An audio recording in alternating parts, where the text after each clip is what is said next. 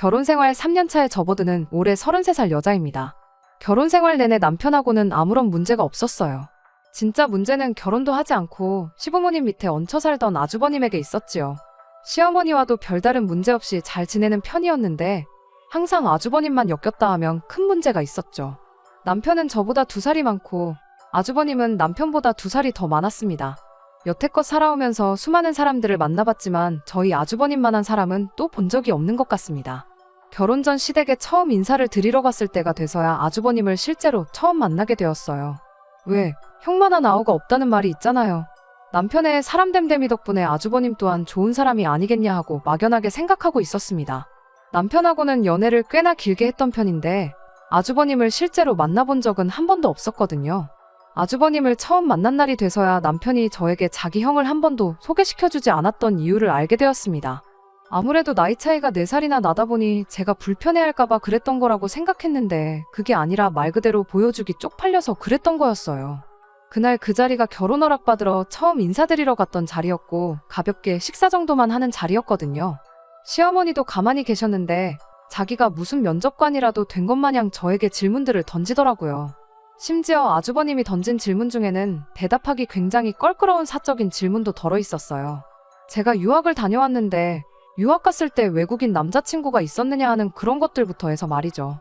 외국인들 만나다가 내 동생 만나니까 수준차가 나지 않느냐 하는 어이없는 질문을 해대기 시작하는데 그래도 다행스러웠던 건 아주버님 질문이 고약해지니 남편이 불편한 기색을 숨기지 않았고 시어머니 또한 너는 뭐 질문이 그러냐며 아무 말도 하지 말고 가만히 있으라고 막아주셨다는 거예요. 아주버님에게 발언의 기회가 사라지게 되니 곧 관심이 없다는 듯 그냥 자리에서 일어나 버리더라고요. 이내 거실 소파에 들어누워서 손님인 제가 있건말건 간에 TV를 켜더니 혼자 킬킬대면서 예능 프로그램을 보기 시작했어요. 남편은 짜증이 가득한 표정이었고 시어머니도 안색이 금세 어두워지더군요. 그런 아주버님 덕에 저희는 밖으로 자리를 옮겨야 했고요. 시어머니가 저 온다고 해서 음식도 이것저것 준비해 주셨는데 그건 집에 돌아가는 길에 따로 반찬통에 담아서 저한테 주셨어요.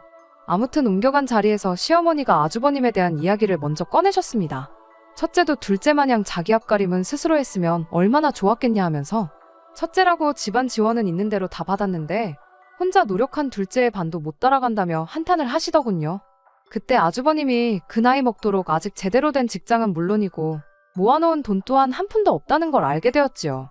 그때그때 취직해서 일을 하긴 했는데 1년 버티면 오래 버텼다 할 정도로 진득히 한 직장에 머물지를 못한다고 하더라고요. 들어보니 직장 동료들하고 관계도 안 좋고 그런 식이었어요.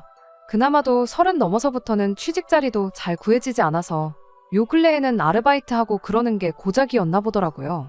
취직은 이제 바라지도 않고 차라리 적당한 사람 만나서 결혼이나 했으면 좋겠다고 신세한탄을 하시는데 제가 거기다가 대고 뭐라고 딱히 할 말은 없더라고요. 다만 앞으로 결혼하면 아주버님과는 잘 지내지는 못하겠구나 하는 생각뿐이었습니다. 그래도 시어머니도 아주버님이 저런 사람인 거 잘 알고 계셨고 남편도 앞으로도 형님과는 얽히지 말자는 주의였다 보니 저런 아주버님 때문에 결혼을 다시 생각하거나 할 필요까지는 없어 보였습니다. 이후로 결혼식 때까지 아주버님을 따로 만날 일도 없었고요. 결혼 후에도 아주버님하고는 그렇다 할 교류가 전혀 없었죠.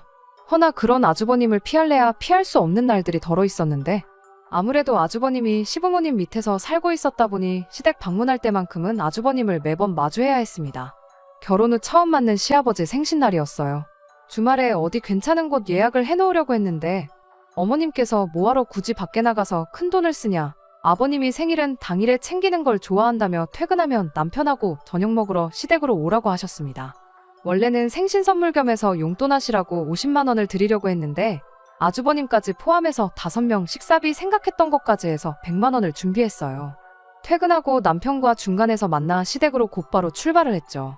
늦지 않으려고 퇴근도 딱 시간 맞춰서 하긴 했는데 그래도 퇴근길이라고 차가 막히는 바람에 예상했던 시간보다 20분 늦게 도착을 했습니다.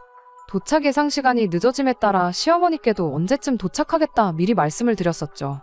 시댁 도착하니 시어머니는 식사 준비에 한창이셨어요. 혼자 분주하게 이것저것 준비하고 계시길래 저도 곧바로 외투만 벗어놓고 시어머니를 도왔습니다. 아주버님은 어디 간 건지 콧배기도 보이지 않고 혼자 준비하고 계시더라고요.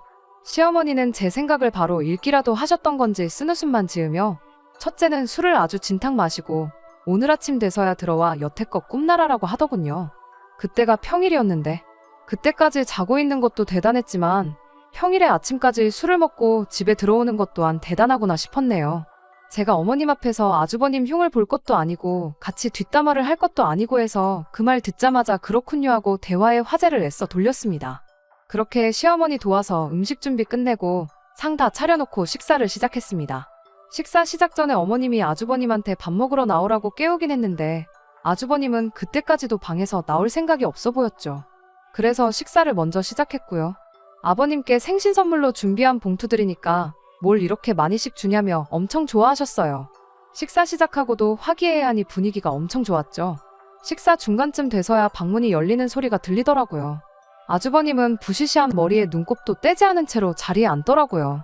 그러더니 저를 보고 잔뜩 인상을 쓰고는 저한테 언성을 높이기 시작했습니다. 저보고 개념이 없다고 하면서 말이죠. 저 인간이 왜 저러나 싶었는데 고작 한다는 소리가 어른이 숟가락을 들기도 전에 밥을 먹는 게 말이나 되냐는 소리였어요. 말인즉슨 제가 이 집에서 제일 미친데 자기가 식사 시작하기도 전에 제가 밥을 먹고 있었다는 게 언짢다는 거였어요. 세상에 이게 무슨 미친 소리인가 싶었어요. 식사 시작 전에 어머님이 깨웠을 때 곧바로 나오지 않고 지 잠길 때까지 방구석에 처박혀 있던 게 누군데 저러나 싶더라니까요. 제가 뭐 아주버님 숟가락 들 때까지 침만 꿀꺽 삼키면서 가만히 기다리고 있지는 않았겠지만 말이에요. 아주버님의 헛소리는 제가 받아칠 필요도 없었습니다. 누가 봐도 말도 안 되는 억지였고 남편도 그게 무슨 개소리냐며 마치 아주버님하고 당장 싸움이라도 할 듯이 불편한 기색을 숨기지 않았거든요. 분위기가 삭막해지는 가운데 어머님과 아버님께서 먼저 두 자식들을 말렸어요. 그리고는 아주버님한테 폭탄 선언을 했습니다. 그때까지는 저도 엄청 통쾌했습니다. 아무래도 당신들이 자식 교육을 잘못 시킨 것 같다고 하면서 아주버님을 집에서 쫓아내버렸거든요. 정신 못 차리고 사는 거 자식이니까 품어줬더니 똥오줌도 못 가린다면서요. 여태껏 대주던 생활비도 다 끊어버리는 건 물론이고 역으로 앞으로는 집에 생활비를 보태라고. 생활비 안 내는 순간 짐 싸서 밖으로 내쫓아버리겠다고 하는데 아주버님이 찍소리도 못하는 꼴을 보니 아주버님하고 몇 번 트러블이 있지는 않았지만 제 속이 다 후련했어요. 시부모님도 이번 기회를 통해 아주버님 사람 한번 만들어 보려고 했던 것 같은데 그때까지는 저도 쌤통이다 싶었는데 아주버님이 시부모님이나 저희 생각을 훨씬 넘어서는 사람이었고 역효과가 날 거라고는 그때 당시에는 아무도 생각을 못했습니다. 그날 이후로 아주버님이 아르바이트이긴 하지만 일자리도 구했고 과정까지는 다 좋았는데 돈이 생기니 또 그 돈을 홀랑 술 먹는 데다 써버렸던 거예요. 내야 했던 생활비를 못 낸 건 말할 것도 없지요. 평소 시부모님 같으면 그냥 넘어가셨겠지만 꺼낸 말이 있다 보니까 이번에 그냥 넘어가면 아주버님이 원래 모습으로 돌아오는 건 시간 문제라고 생각하셨는지 아주버님을 진짜로 집에서 내쫓아버렸습니다. 그 소식을 남편에게서 전해 들었을 때는 진짜 통쾌했는데 문제는 바로 다음 날이었어요. 쫓겨난 아주버님이 짐 싸들고 저희 집으로 찾아왔거든요. 퇴근하고 왔는데 우리 집 현관문 앞에 짐 가방이랑 그 옆에 쪼그려 앉아있는 아주버님 보고 식겁했어요. 저희 때문에 쫓겨난 거니까 저희 보고 책임지라고 막무가내로 나오더라고요. 시댁에 보내야 할 생활비를 내놓던지 아니면 저희 집 방 한 칸을 비우던지 하던가 해서 말이에요. 그 와중에도 자기가 무슨 잘못을 한 건지 뉘우치기는커녕 탓할 사람을 찾고 있다니 웃음도 나오지 않았습니다. 결국 시부모님이 직접 오셔서 아주버님을 데려가는 상황까지 오게 되었고 그때 시부모님도 저도 남편도 아주버님에 대해서는 두 손 두 발 다 들었습니다. 당연히 그날부로 나가던 아르바이트도 그만뒀고요. 저런 사람이 남편과 형제라니 정말 믿기지가 않았어요. 그 뒤로는 시댁의 발길도 끊었습니다. 시부모님과 아주 연을 끊었다거나 그런 건 아니에요. 정확히 말하자면 아주버님과 연을 끊어낸 거나 마찬가지였죠. 명절 때는 어쩔 수 없이 시댁에 가야 했지만 그 외의 이유로 시부모님을 만나거나 식사라도 한 끼 대접하려면 무조건 밖에서 만났습니다. 저희 인생에 있어 아주버님이라는 사람을 아예 빼놓으니 솔직히 저는 너무 편했어요. 남편도 애초에 아주버님하고는 엮이는 걸 싫어했었으니 아무런 불만이 없었죠. 다만 시부모님의 경우는 예외였지요. 아무래도 두 형제가 서로를 의지하고 그러는 모습을 보고 싶었을 테니 속이 많이 상하셨을 거예요. 하지만 그렇다고 바뀔 의지조차 없는 아주버님과 억지로 사이가 좋아지려 노력해야 할 이유는 없었지요. 믿는 도끼도 아니고 믿지도 않던 도끼가 어김없이 저희 발등을 찍어대는데 시부모님 속상한 거야 충분히 이해가 되지만 저희가 어떻게 할 수 있는 게 아니었으니까요. 그렇게 얼마 전까지는 아무런 문제가 없었어요. 아주버님이 난데없이 결혼 소식을 들고 오기 전까지는 말이에요. 그 소식에 저희도 놀랐지만 진짜 놀랐던 건 시부모님이셨어요. 가망이 없다고 생각했던 장남이 그 어떤 신호도 없이 결혼하겠다 하는데 안 놀랄 부모가 어디 있겠어요. 심지어 그 아주버님이 결혼하겠다고 직장까지 구했다고 하더군요. 아주버님이 나이에 비해 경력이 전무했던 편이다 보니 구했다는 직장도 최저시급 정도 받는다고 해도 무방한 중소기업이었지만 시부모님은 그것만으로도 장족의 발전이 아니겠냐며 엄청 좋아하셨어요. 우리 장남이 드디어 정신 차렸다 하시면서 말이죠. 제가 성격이 꼬인 건지는 몰라도 시부모님이 저렇게 감동하는 동안 저는 저런 아주버님하고 결혼하겠다는 사람도 있구나 하고 놀랐어요. 저희 남편도 한가족이다 보니 시부모님처럼 생각하고 싶었겠지만 저랑 비슷한 생각을 하고 있었더라고요. 저랑 다툰 뒤 아주버님이 쫓겨난 이후에도 시부모님이 종종 아주버님이 취직만 하면 꼭 생활비를 받아내겠다는 식으로 말씀을 하셨는데 그 이야기도 쏙 들어갔습니다. 오히려 결혼하는데 집이라도 한 채 해줘야 하는 거 아니냐며 그 돈을 어디서 구해야 하나 고민이셨어요. 저희 결혼할 때 시댁에서 1억 지원받았어요. 1억 큰 돈인 거 저도 잘 알고 있습니다. 제 월급 가지고 숨만 쉬고 모은다고 해도 3년 가까운 시간이 걸리는 큰 돈이지요. 지원해주신 거 참 감사한 일이고 그 덕에 대출도 많이 줄일 수 있었지만 막상 아주버님 결혼할 때는 집을 해준다고 하시니 그게 못내 좀 서운하긴 했네요. 사족이긴 합니다만 저희 결혼은 반반 결혼했고 제가 모은 돈이 남편에 비해 모자라긴 했지만 부족했던 만큼 친정에서 1억 5천 지원받아 왔습니다. 아무리 아주버님이 시부모님의 아픈 손가락이라고 해도 가만히 있어도 알아서 자라던 저희 남편보다 인생 헛살았다고 해도 무방한 아주버님한테 더 큰 지원을 해주신다는데 남편도 내색은 안 했지만 저랑 비슷하게 서운했었을 거예요. 시부모님이 집 해줘야겠다는 이야기를 꺼냈을 때 표정하며 그 주 주말에 잘 마시지도 못하는 술까지 마시고 집에 들어왔으니까요. 시부모님이 지나가면서 꺼냈던 이야기였긴 한데 장남이라고 집안 지원 홀랑 받았다는 이야기가 떠오르더라고요. 아무튼 좋은 소식은 좋은 소식이다. 남편도 시부모님이 큰 짐 하나 덜어놓으시는 거 아니냐 하고 금세 이겨냈어요. 좋은 점만 보기로 했던 거예요. 저만 마주쳤다 하면 시골에 풀어놓은 말 안 듣는 개마냥 으르렁거리는 게 우선이었던 아주버님이었는데 결혼 소식 이후로는 정말 사람이 달라졌거든요. 시부모님도 늘 괜찮다고는 하셨지만 은근 저희가 잘 지내기를 바라셨는데 이참에 아주버님이 정신 차렸다면 잘 못 지낼 이유도 없었고 서운한 마음이야 여전하겠지만 따지고 보면 시부모님 돈 시부모님이 쓰고 싶은데 쓰신다는 건데 저희 서운하다고 못 쓰게 할 것도 아니었으니까요. 하지만 아주버님이 결혼할 여자라고 소개시킨 자리에 다녀오고 나서 앞으로 잘 지내겠다 하는 기대가 하루아침에 사라져버리고 말았습니다. 은근히 궁금하기는 했어요. 어떤 여자가 과연 우리 아주버님하고 결혼을 할까 하는 게 말이에요. 그런데 막상 자리에 나가니 멀쩡하다 못해 외적으로 너무 괜찮은 사람이 떡하니 앉아 있었거든요. 과장 조금 보태면 연예인 누구를 닮았다고 하면 진짜 그렇네 하고 생각할 정도로 말이에요. 심지어 나이도 27살로 저보다도 훨씬 어렸어요. 예쁜 외모에 10살 차이 나는 어린 신부인 것도 모자라 집안 배경까지 좋았습니다. 부모님 두 분 다 전문직에 종사하시고 재력도 빵빵해서 집도 혼수도 다 여자 쪽 집에서 하기로 했다고 하더라고요. 그런데 그때부터는 놀라움이 아니라 점점 이 상황이 진짜인가 의심부터 갖게 되었어요. 사실 말이 안 되잖아요. 아무리 27살 아가씨가 세상 물정을 모른다고 해도 저런 사람이 모아놓은 돈은 물론이고 월급 200만 원 언저리 받는 데다가 집도절도 없는 우리 아주버님하고 결혼을 하겠다는 것부터가요. 결혼이 아니라 연애를 시작했다고 해도 안 믿었을 거예요. 아주버님이 외모가 괜찮으면 또 몰라요. 저희 남편이니까 그런 걸 수도 있지만 제가 볼 땐 저희 남편이 훨씬 괜찮거든요. 학교 다닐 때야 새님인 저희 남편보다 날티나는 아주버님이 더 인기가 많았을 수야 있겠지만 그런데 거기에 집도 혼수도 다 해올 테니 아주버님 보고 몸만 오라는데 그 상황에 제가 아니어도 의심할 사람은 한 트럭이었을 겁니다. 그런데 제 예상과는 다르게 시부모님은 이 모든 상황을 진짜라고 생각하시는지 어떻게 맨몸으로 아들을 장가 보내냐며 뭘 해줘서 보내는 게 당연하다고 당신들이 뭘 해주면 좋겠냐 그런 걸 묻고 계시더라고요. 그래도 정말 0.1%의 확률로 이게 진짜일 수도 있으니 당장 그 자리에서는 말을 아꼈습니다. 자리가 끝나고 아주버님은 예비신부 집에다 데려다주고 오겠다고 그 여자랑 자리를 비웠어요. 어머님 아버님은 그 상황에 입이 귀에 걸리셔서는 아주 싱글벙글 산통 깨는 것 같긴 하지만 제가 한마디 안 할 수가 없겠더라고요. 그래서 뭔가 좀 이상한 것 같다고 남편 옆구리를 쿡 찔러서 소근소근 말했습니다. 다행히 남편은 저랑 생각이 같았어요. 저 여자 뭔가 있는 것 같다며 제가 말하기 껄끄러웠던 것들을 대신 시부모님께 말해줬어요.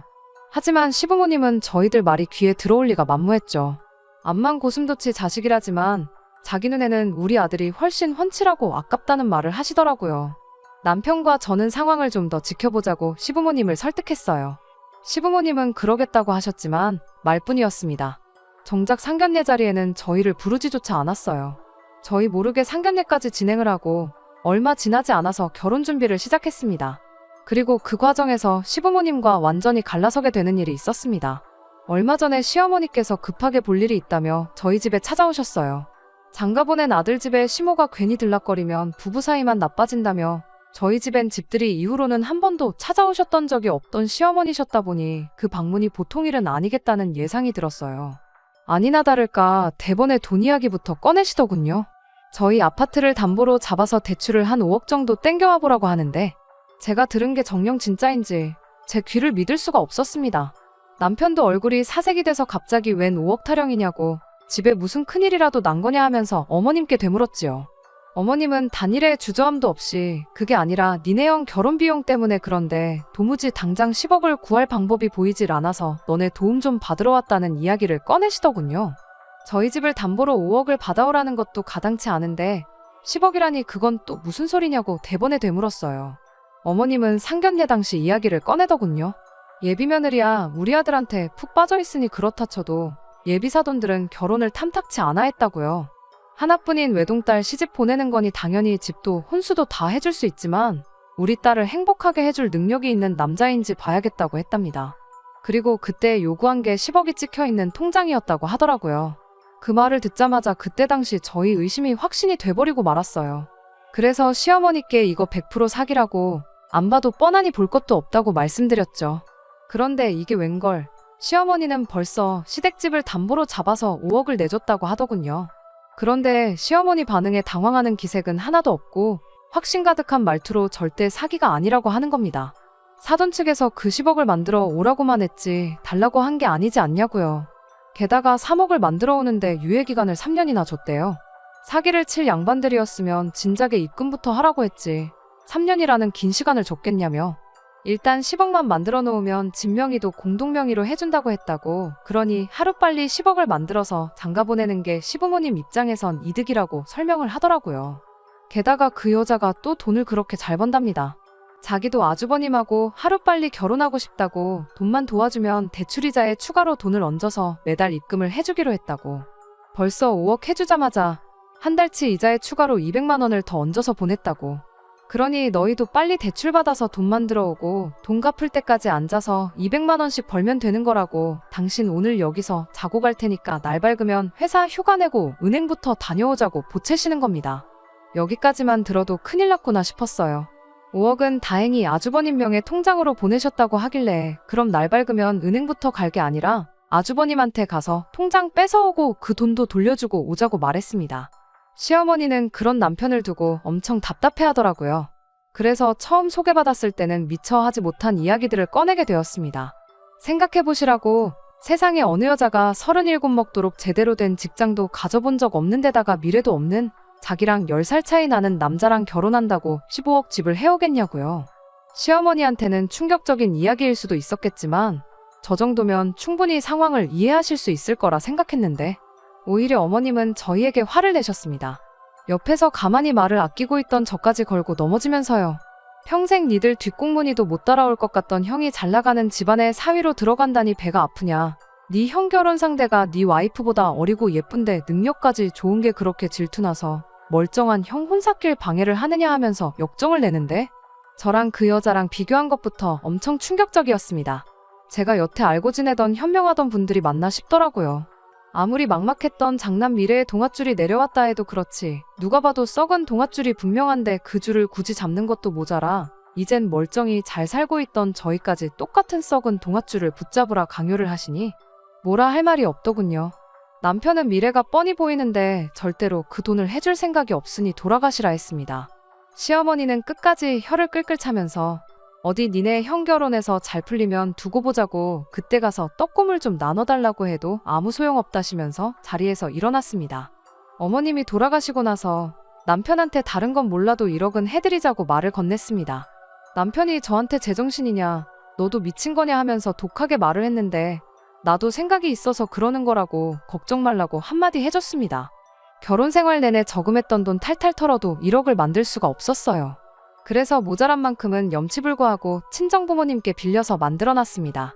그리고 그 돈은 곧바로 시어머니한테 보내드리지는 않았어요. 들어보니 시어머니가 주변 아는 분들한테 작게는 몇백만 원, 크게는 몇천만 원씩 해서 돈을 빌렸고 시외가 친척분들한테까지 부탁해서 모자란 돈을 맞추셨나 보더라고요. 막판에 와서는 돈이 조금 모자랐는지 저희한테 다시 연락이 와서 1억이라도 만들어보라는 연락이 왔는데 미리 준비해둔 1억이 있긴 했지만 그때도 여전히 저희는 그럴 생각 추호도 없다고 단호하게 거절했고 만들어 놓은 1억도 따로 드리지 않았습니다. 결론부터 말씀드리자면 저와 남편의 예상이 맞았습니다. 그 여자 전문 꽃뱀이었어요. 부모라고 상견례 자리에 따라 나왔던 사람들 역시 한패거리였을 거예요. 시어머니가 여기저기 뛰어다니면서 10억 만드는 동안 5개월이라는 시간이 더 지났었습니다. 그 과정에 여자 쪽에서 아주버님과 결혼을 빨리 하고 싶으니 해주는 거라며 이자에 추가로 200만 원씩을 계속 보내주고 있었다고 하고요. 그 과정에서 돈 빌려준 시외가 친척분들도 똑같이 이자에 추가로 얼마씩을 받는 상황이었다 하고 그 당시만 해도 아주 온 집안이 잔치 분위기였답니다. 돈 많은 조카 며느리 덕 좀 보겠다 하면서 그 와중에도 저희를 두고 질투심에 눈이 멀어서 부모 형제도 저버린 자식이라며 저희를 나쁘게 말하는 것도 잊지 않았었죠. 애초에 집안 분위기 자체가 장난만 잘 풀리면 그만인 집이었더라고요. 둘째 키워봐야 아무 소용없다고 효도도 모시고 사는 것도 다 첫째가 하는 거 아니겠냐 그러는데 솔직히 그런 말 면전 앞에서 들으면 기분은 엄청 나빴지만 한편으로는 안심이 되었습니다. 저희 쪽에서 하지 않아도 먼저 알아서 연을 끊어주신 거나 마찬가지였으니 말이죠. 돈이 다 모이고 나서 여자 쪽에서 통장도 좋지만 현금 뭉치를 들고 가는 게 더 박력 있어 보일 것 같다고 아주버님한테 그 돈을 인출해서 가자고 꼬셨다네요. 아주버님은 싱글벙글 입이 귀에 걸려서 그 돈을 싹 다 인출했고요. 사위가 된 걸 축하하네 어쩌네 하면서 그날 술자리를 열었나 본데 평소에도 아침 밝을 때까지 멀쩡하게 술만 잘 마시던 남들보다 잘난 건 주량밖에 없던 아주버님이 그날따라 한두 잔 마시고부터 그 이후는 아무 기억이 안 난다고 하더군요. 단지 눈을 떴을 때 그 집 식구들은 물론 돈가방까지 온데간데 없었다는 기억 말고는 말이죠. 경찰에 찾아가 봐도 때는 이미 늦었던 거고요. 알고 보니 그 사람들한테 당한 아주버님 같은 사람들이 전국 팔도에 몇 명씩은 있다고 하더라고요. 애초에 돈 받고 이자에 얹어서 큰 돈을 줬던 것도 다 시부모님을 믿게 만들려고 했던 거였어요. 당장 몇천만 원 포기해서 이 사기극만 성공하게 된다면 10억이 굴러들어오는데 그쪽에서도 손해보는 장사가 아니었으니 사람들을 속이기 위해 큰 돈을 썼던 거였습니다. 사진 몇 장 가지고 맘먹고 잠적해버린 사람들을 어떻게 찾아내겠어요. 이미 비행기를 탔어도 지구 한 바퀴는 돌았을 만큼 시간이 지나 있었는데 말이죠. 결국 저희 예상대로 아주버님의 시부모님, 거기에 시외가 친척분들까지 그렇게 돈을 다 떼먹히고 마른 겁니다. 시부모님하고 아주버님이 당장에 당신들 좀 살려달라고 저희 집에 찾아왔어요. 키워봤자 소용없는 둘째 집에는 왜 오셨냐고 남편도 냉랭하게 나왔습니다. 그리고 그때 제가 미리 준비해놓았던 1억 원을 내드렸어요. 불쌍해서 도와주고 싶어서 드린 건 절대 아닙니다. 결혼할 때 지원해줬던 1억? 이제 돌려드리는 거라고요.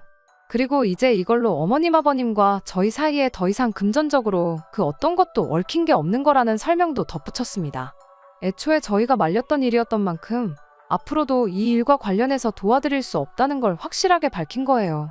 시부모님도 아주버님도 그런 저희 앞에 할 말이 많아 보였지만 당장 상황이 어쩔 수 없으니 그거 받고 조용히 돌아갔습니다.